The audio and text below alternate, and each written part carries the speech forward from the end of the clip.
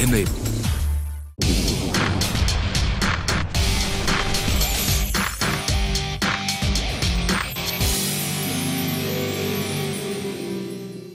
Rapid transformations, infrastructural growth, the introduction of GST, and now the implementation of RERA. Indian cities have experienced massive expansion, throwing up huge opportunities for growth. At the same time, there have been challenges too. Proper sanitation, safety, and with the recent example of Kerala's disaster management. So the big question is, are we really on the path to creating better, sustainable and livable cities? Hello and welcome to this special show titled Future Cities, where we'll address all these issues and more. Today's discussion will also be a precursor to Municipalika 2018, an exhibition cum conference which has been instrumental in highlighting these pertinent challenges and providing relevant solutions and inputs. Joining us on this discussion today are Mr. Sanjeev Agarwal, Chairman and CEO Fairfest Media, Mr. V. Suresh, President Fairfest Media and former CMD Hutco, Mr. Prem Nath, renowned Indian architect and founder Prem Nath and Associates, and finally, we have with us Mr. R.T. Vasan, Vice President, Tata Motors. Gentlemen, welcome to the show. The biggest, most important questions all of us face, how to make our cities more livable. So I'll be looking forward to getting all of your insights on that. But let's start with you, Suresh. Now, how would you rate the progress of India's urban transformation mission so far? We had JNM, then we had Anprut. In terms of developing infrastructure, we've seen sort of a mixed record. The policies are all there, but between states, in terms of implementation of infrastructure, the record has been mixed. What's your view on this? There are good things happening in many cities. Some good development in one city or one state over there. Some good best practice done over there. But on an average, the very idea is to see how we can learn out of that and benefit the larger number of cities over there. Maybe since you asked over there, how do you feel on the particular thing? Maybe on the Swachh Bharat mission, a larger point of success rates have come because it started a little earlier. And on the Amrut City and the Smart Cities one, they are recently been launched over there. The right mechanism are just in place. The special purpose vehicles and the type of projects in the DPR are just rolling on. So there things are starting. But I would reasonably feel that a 6 out of 10 would be a reasonably good one. But we have to achieve a lot. But as I said, we got to learn out of the good initiatives done, best practices done in some cities. More importantly, good international experience. We don't have to reinvent the wheel there. A good water scheme or a wastewater scheme or a waste management scheme or an urban mobility scheme over there. If some better solutions already been done in an international context, many of the international experience also will be shared in the Municipalika component. That's where I would like to put at that particular thing. A good start on that. It's a good start, but we've got a long road to go. We are on a learning curve. We are trying to get over there, but we got to build brick by brick on those particular good initiatives done. Okay, so Sanjeev, coming to you, how do we make India's cities more livable, considering urbanization strategies have not yet addressed this unequal spatial distribution of population? Urban cities are supposed to house close to, I guess, 400 million people right now. We see tremendous growth in tier 1 cities, but not in small towns. But somewhere this urbanization strategy has not addressed this unequal spatial distribution of population. What's your view on that? In my view, what we miss and what should be the next round of reforms is, the efficient land markets. Automating the registry, bringing it to torrent system. Right now, our registries are like, in Stone Age. And so, if we have a free market of lands where people are able to use the land effectively for whatever purpose. For example, there's so much of mill land, why not let it be used for any kind of housing or offices, So there are a lot of government restrictions, on how you could use the land. You still have to carry the baggage of old restrictions which you had. Had that idea. And Mumbai had tried that, right? Some of the mill lands were released and we saw a lot of commercial real estate activity develop because of that. But I understand your point that we also need to look at strategy in a way that it's holistic from a real estate sector development perspective for housing as well, and not just commercial real estate. But we've still got a whole lot of other issues when we look at waste management, community policing, water treatment, pollutions. How do we get started in tackling these problems, in your opinion? I think the need for bringing in technology is very important, because if you look at the way today people do scavenging, etc. It is very inhuman. You need to bring in technology which can help the people be more effective in terms of cleaning, and also make sure that they can do this work in a human condition.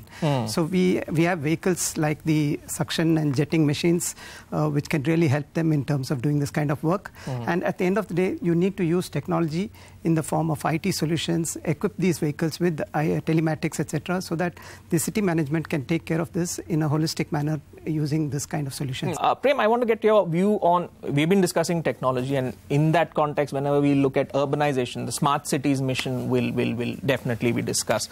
But what's interesting is 90 out of the 100 cities which have been earmarked for smart cities, these are brownfield projects, and you of all people would know retrofitting is not exactly an easy proposition. So what are the opportunities and challenges in light of this point that I mentioned, that most of these are going to be, brownfield projects? How do we have a robust smart city mission then?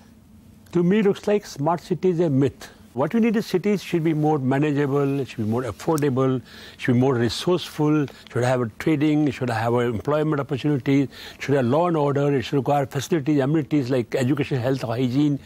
Those are required. We need functional cities. Okay. So that's one part of the challenge, which is you focus on the utility and make sure that the technology solution that you're discussing addresses that rather than being a sort of a generic term. I want to get your view on, should we follow an open system right? Given the fact that you have a lot of Internet of Things, IoT-enabled things today, it is possible for us to actually capture this data and provide it in a meaningful manner with analytics for the city planners to actually use it in a more effective manner. It can be with respect to smart transportation, with respect to water management, with respect to energy efficiency management, and so on and so forth. Tata Trusts have actually taken on this kind of a project where they're calling it the City Data for India initiative, where they have actually collected data across the city in Pune, in Jamshedpur, and Surat, and actually providing this kind of input to the city planners to actually use it. That's interesting. I guess that repository will help a lot of players understand what are the challenges. Best practice I was telling. Some good cities happening. Exactly. Now, before we go to a break, Prem, I want to ask you one question. Now, housing for all has been making headlines recently. Now, how will this vision sync with India's urban transformation, considering, the rising pace of urbanization is expected to need investments worth about, I guess, 20 trillion by 2040? How do you think this is going to happen? How do you think this is going to sync with the whole urban transformation 2040, vision? 20 trillion, I don't think who can do it. We'll have many governments in the meantime to come and go. Who will make investment 20 trillion, basically? Try to understand, India is going to totally change now. We're talking about people migrating from villages to urban areas. No, sir, time to come, people will stay back to rural areas, and those areas become urbanized. Okay. Don't keep focusing on just one part of the story. Sure, but urbanize the rural area, basically. Don't have to come over here, and there you need minimum housing, minimum cost over there, and you can possibly create the infrastructure in those areas. They don't have to move them over here and spend more money on that. Okay. On that note, we'll take a short break, but lots more insights to discuss with the panelists, of course, here, and lots more issues to be solved. Stay tuned.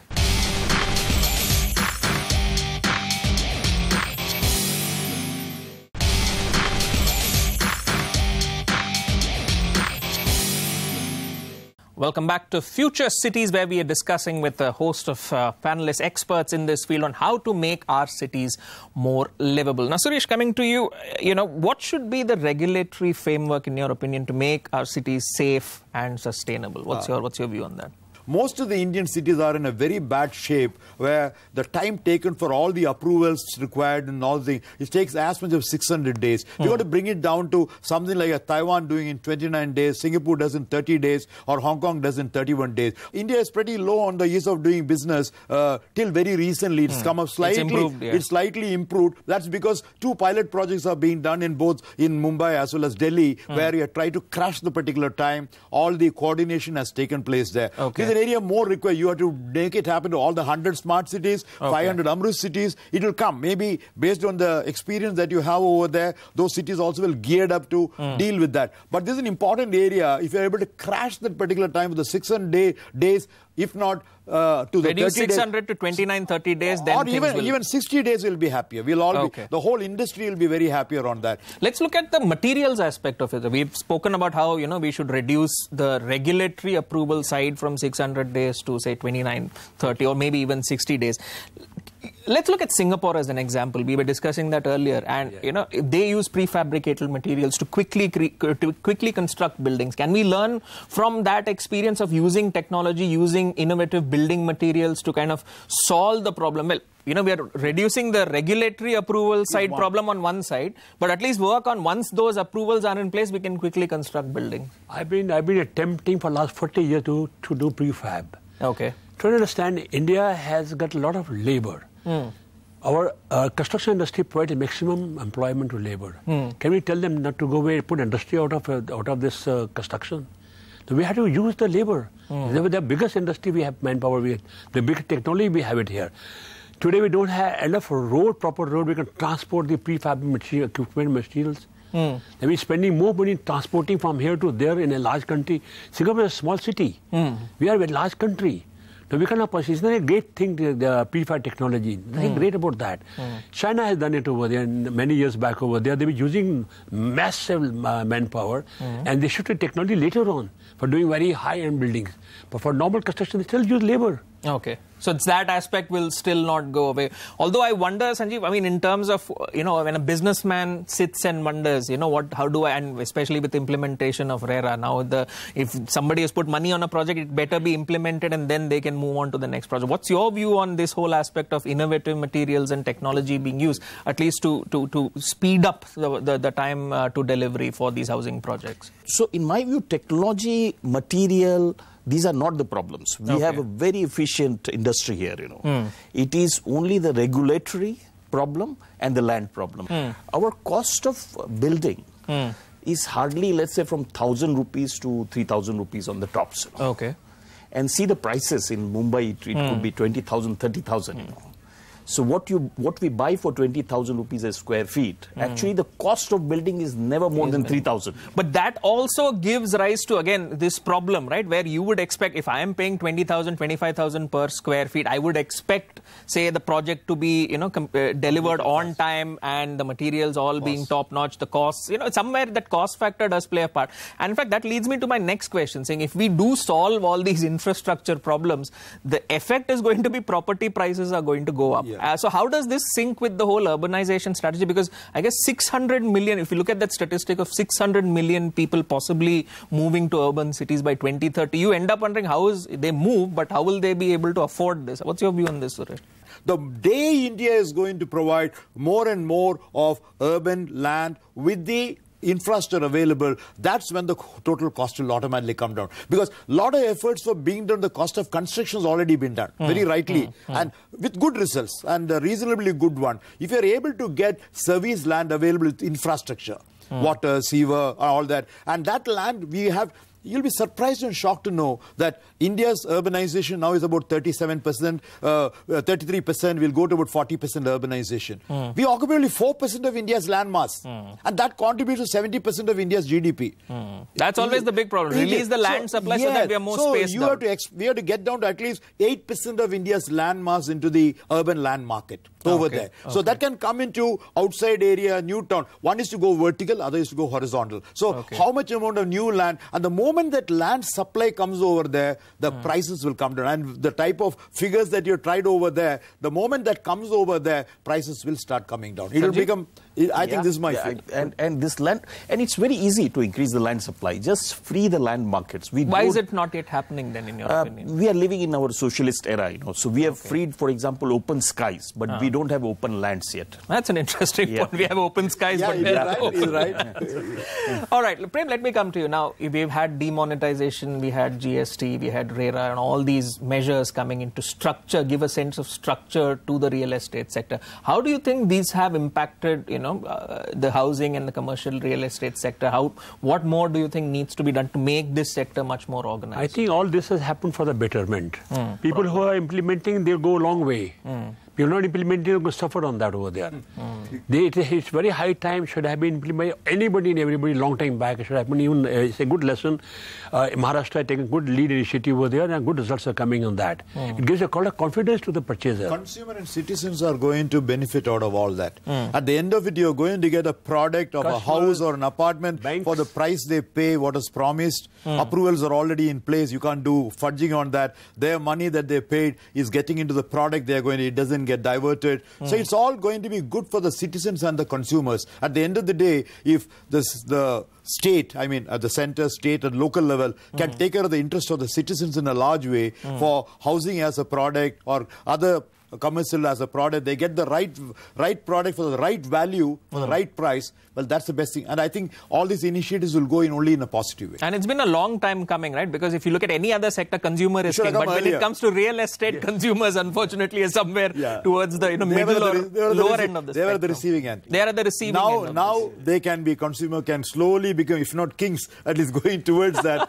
They'll be able, their interest will be secured. What is good for consumer is ultimately good for the industry. Good for business. I guess that is the key message which needs to reach out both to the industry and of course the consumers as well. Now I also want to bring out another key aspect of a city's resilience, as we talked about, the unfortunate recent floods in Kerala, and that's brought this issue to light that how do you build resilient cities? Absolutely. What's your view on that? What's the game plan we should be looking at? There is no other alternative. TINA factor will come into play. If cities cannot take care of the type of hazards and vulnerability that each cities have on that, they are going to be in trouble. Like Kerala has recently faced over there. Gujarat's faced that in the earthquake over there. 13,500 people dying, around 8.5 lakhs getting completely damaged because they are not taking care of the resilience factor. Let me just tell a very interesting example. 1 month after the Gujarat earthquake, where I said 8.5 lakhs house damaged and 13,000 people died. 1 month later in Seattle, is a Bill Gates city over there, had an earthquake bigger than that. And can you believe only one person died of heart attack, not a single building? Because everybody had that particular concept of the city knows that this is a flood-affected area or a cyclone-affected area, earthquake-affected area. So they have all the regulatory frame right in place. The building regulators say you can only build that. The architects, the engineers, the builders, the local body only will build what is safe for that situation. We have still not got the word of disaster in most of the building regulations and all that. Even the building code says that. So coming down to this particular thing, you require all our response are post-disaster. We are a post-disaster. We are reactive, not proactive. Reactive. We should do pre-disaster mitigation of planning and providing for all these protection measures right in the beginning, in which case when that strikes, an earthquake strikes, a landslide strike or something, you already built your particular built environment to take care of that situation on that. And that's where the movement coming. And I think resilient cities is one of the major components. Incidentally, we'll also be discussing in the municipality in a very large way. All right. Now I come to the last question to you, gentlemen. How do you see, municipalika, capex, IIPM, providing a platform for building India's future cities? What's your view, Sanjeev? So this would, I would rather circle back to the first question where, we started by saying that, look, the good work is being done in silos, so there are some good flashes, here and there. And our idea is to aggregate those, So Municipalika is a forum where we invite from all over India and even from abroad, a lot of, experience, the experts, and a lot of, there is a conference where a lot of specialists speak and share their experiences.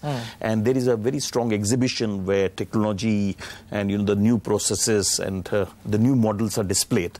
And the idea is that if you come together under one roof, maybe even for 3 days, you learn from each other and you get probably a replicable overall model. Okay. So in Municipalika, we have added new segments called CAPEX for last 5 years, which is about construction, architecture, and planning and engineering, which is about products, all the products and technologies which goes into making of the building. Municipalika, of course, is the high-level view about, as the name would suggest, at the municipal level. CAPEX is at the building level.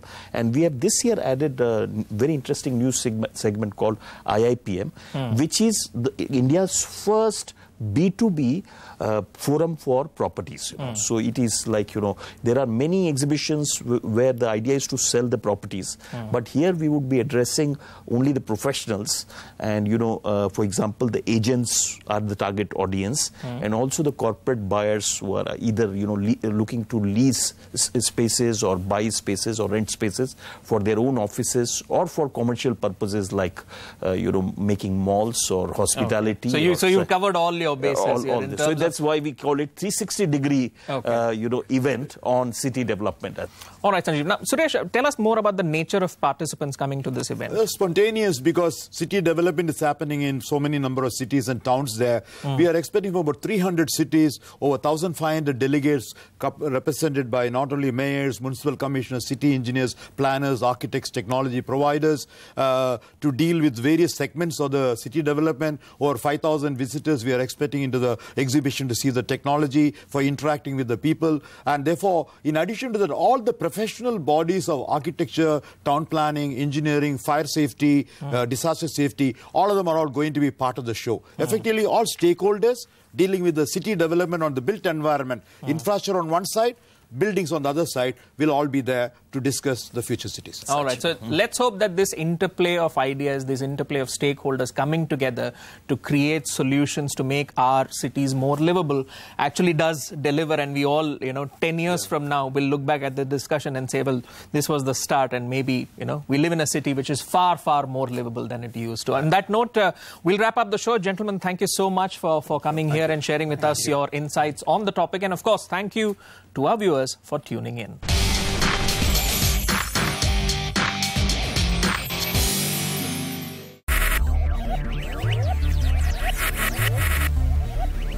Focus, ideate, innovate, enable.